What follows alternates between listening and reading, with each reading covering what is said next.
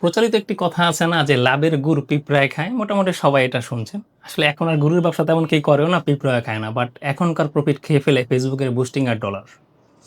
Young উদ্যোক্তাদের ব্যাপক আক্ষেপ যে ভাই, ৳১০ একটা প্রোডাক্ট কিনলে ফেসবুকে বুস্টে ৳৫ ৳৬০ চলে যায়। মানে গড়পড়তা প্রোডাক্টের প্রফিটের মেক্সিমাম অংশ জায়গা বুস্টে।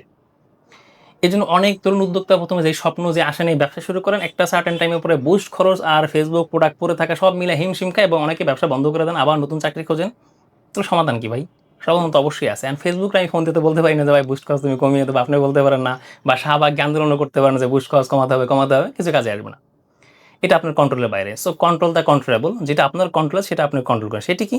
সেটি হলো আপনার অর্গানিক মার্কেটিং বা পার্সোনাল ব্র্যান্ডিং তৈরি করুন। মানুষের মধ্যে আপনার প্রোডাক্ট একটা পারসেপশন তৈরি করুন, বিলিভ তৈরি করুন যাতে মানুষ আপনাকে এই কথা শুনতে চায়, আপনার প্রোডাক্ট সম্বন্ধে জানতে চায় এবং তাকে ক্লিয়ার করেন। এই জিনিসটা আপনি করতে পারলে আস্তে, আস্তে কস্টিংটা কমাতে পারেন। অর্থাৎ কস্টিং কমাতে পারলে অর্গানিক সেল পাবেন।